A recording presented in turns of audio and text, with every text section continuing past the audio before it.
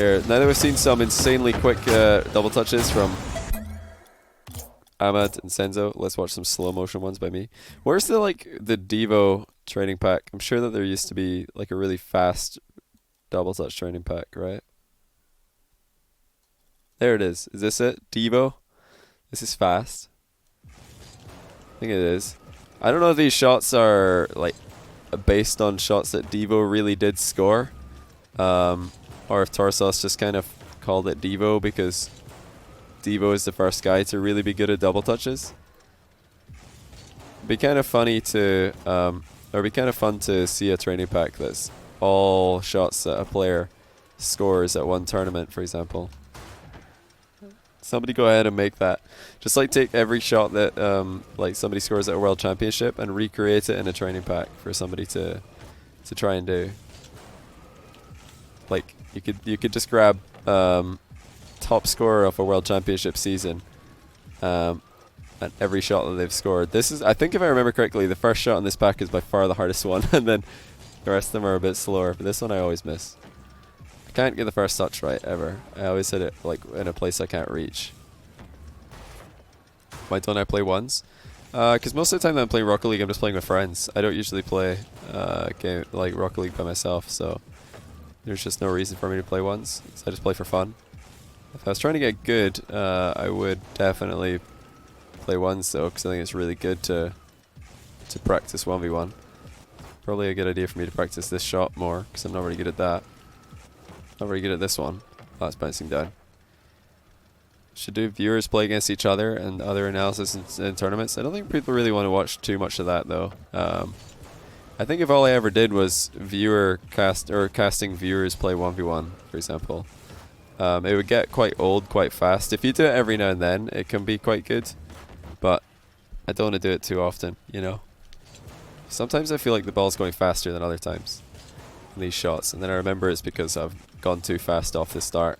Like if you don't let your car settle, then you're gonna have an awkward time. You gotta like let the car fall into position in training packs. I really can't do the shot today. Usually it's like something, you know, 4 or 5 attempts. This is like shot 30. When it gets to this point for me, I get worse and worse at it because I start overthinking everything. Oh my days, I can't read whether it's bouncing down or not sometimes. Is this bouncing down? It is. That was messy and terrible. You want to see me play some ones matches? Yeah, I'm sure that some people do. I don't really like playing them in the stream though, because I never play them, and also because when I play Rocket League on stream, I don't have a streaming PC. I just have one PC to stream with and to play with, and it lags quite hard. It makes it not the most enjoyable experience to play.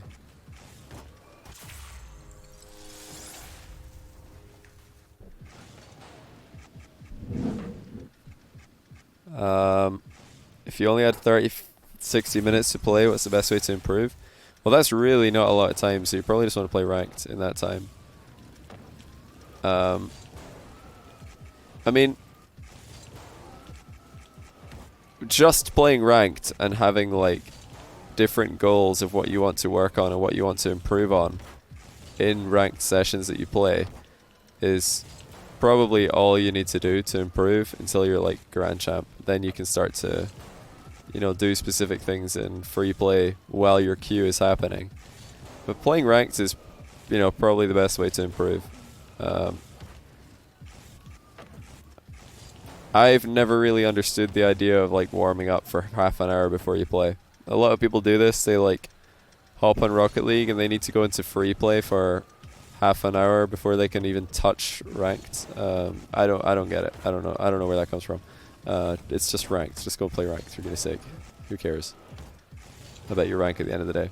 Like some of my best games ever have been my first game of the day in ranked. Like first game of the day I'll just go in and score 7 goals. I'm like, yeah, I'm insane. And then second game of the day I suck. I'm like, well, I didn't get cooler in that time. Pun intended, definitely didn't get any cooler. But no, I didn't like. It's not that a lack of warming up. Like I think warming up is like an excuse for playing badly. Whenever I say it, I'm definitely joking when I say, "Ha, warm up game, haha, warm up game, warm up game." It's just a meme. I don't actually think that I need a warm-up game to be good at Rocket League. Maybe some people do, but not me. It's just ranked, for goodness sake. If you're like trying to play pro, then that's different. Yeah, that's right. We're rebounding this one off the corner wall. Definitely gonna work. I'm reading this for sure. Yeah, just go into free play while you're waiting for your buddies to log on, or while you're waiting for the lobby to load. But at the end of the day, you don't really need to warm up. You just get into ranked and then try and do your thing. Try and like work on what you're trying to improve on. Try and have like specific goals of what you want to do better in ranked that day.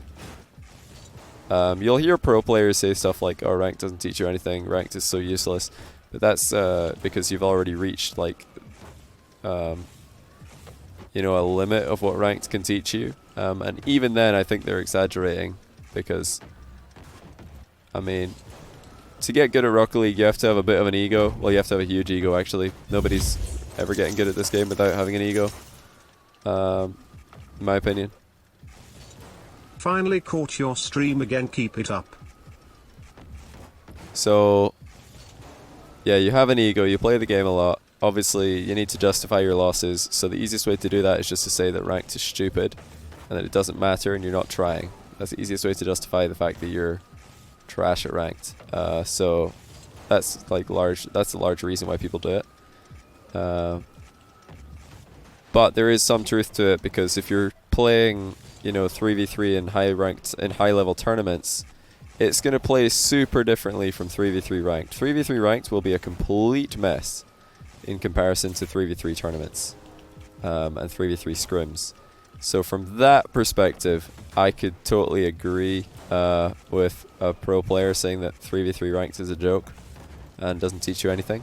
Because once you're at the point in the game where you're just playing tournaments all the time and scrims, yeah, 3v3 ranked probably doesn't teach you much. But 2v2 is the game mode everybody plays for that reason, because you still get a lot of the elements that you want to practice in threes.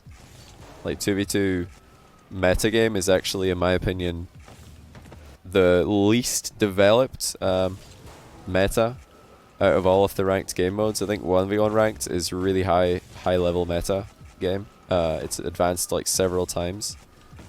To 3v3 tournaments, obviously the meta has advanced and like the gameplay has advanced several times. Whereas 2v2 is kind of in this weird spot, because the best players in 2v2 are pretty much just 3v3 mains who need somewhere to grind their mechanics, so they go into 2v2. And what they do in 2v2 is just basically play as if they're playing 3v3.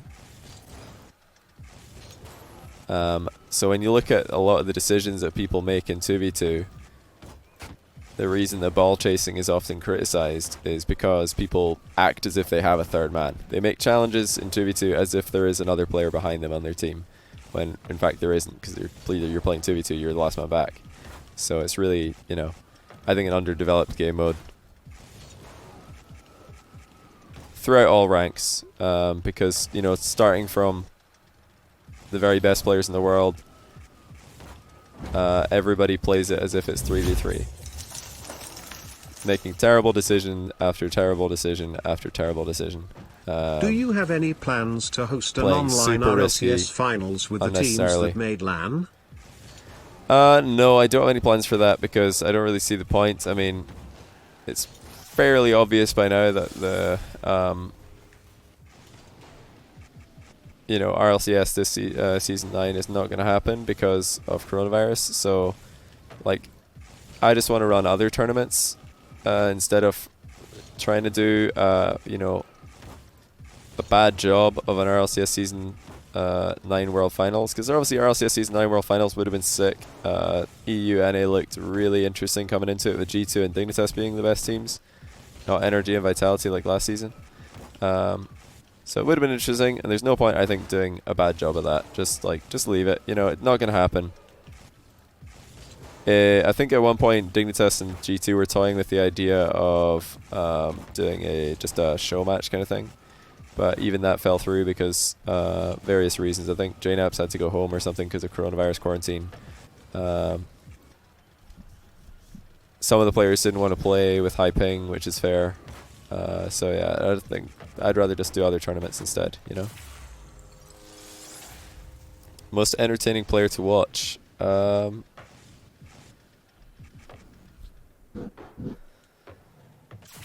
Ever watched. Most entertaining player I've ever watched.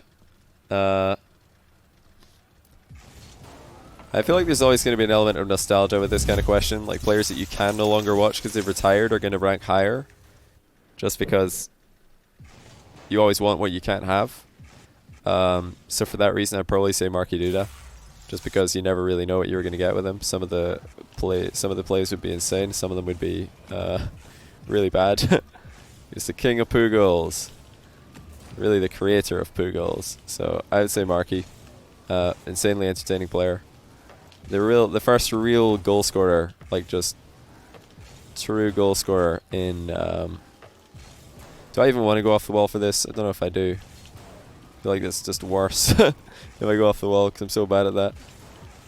Yeah, I don't know about you guys, but I'd say Marky for that question.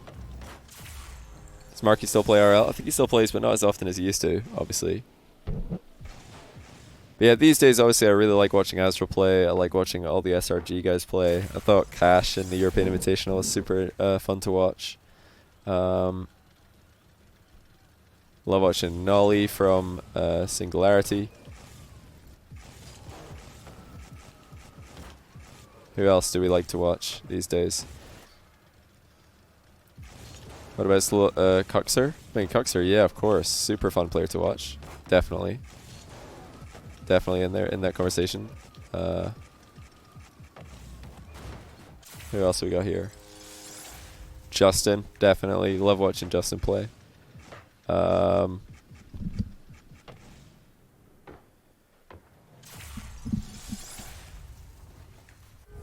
Loved watching Fairy Peak play last season in threes.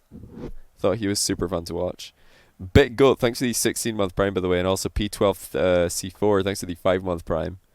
Cankles of Fury, thanks for the 2-month prime. Appreciate all the support, guys, as always. Jesse, obviously. Unironically, yes, Jesse. Love watching Jesse play. He's very entertaining. Not even joking.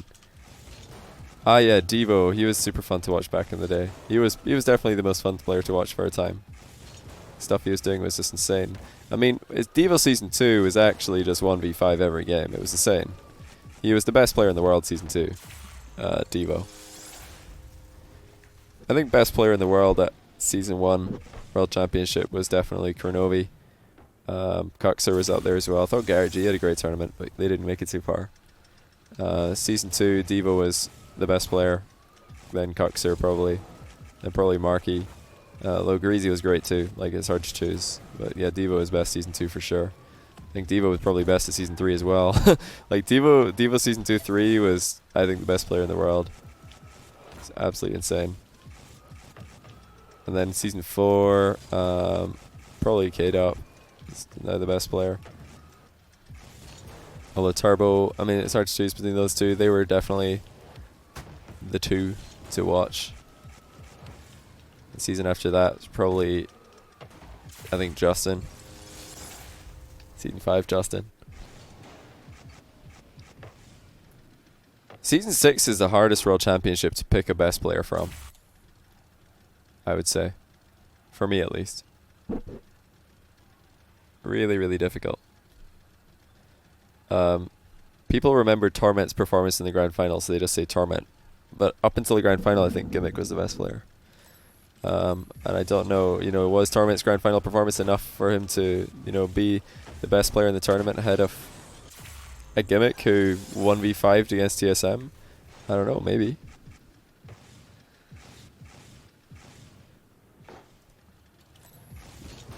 Yeah, I think up until I had Gimmick as MVP, and then Torment popped off. So yeah, probably Torment.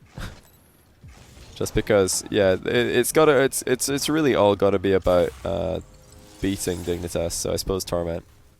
It's hard to argue against.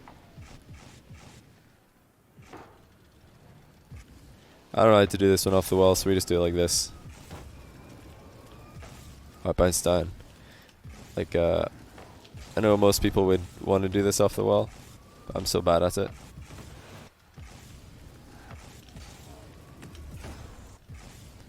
There's a lot of the shots that we just watched in, the Ahmad Senzo series were sort of in this kind of position. A lot of the Ahmed ones. Oh, well, I did it. Okay. Ah, Fresh and Dead Prez, you're both here. Okay, yeah, Dead Prez, don't worry about it, just send me the replay. Got Champ 3 Div 4, there you're having trouble getting to GC. Don't even any tips to get to GC? Obviously, you know, that's going to be the hardest rank up by far, even though it's the same like points as all the ones before it. You know, you're getting up there, so games are going to be hard, but the most important thing for getting that last division up, I mean, obviously you're good enough to get Grand Champ. If you can get D3 Div 4, you're good enough, you know. By that point, it's just about the consistency, really. Just stick to your game, stay calm, be consistent. That's my tips for, you know, getting that last rank.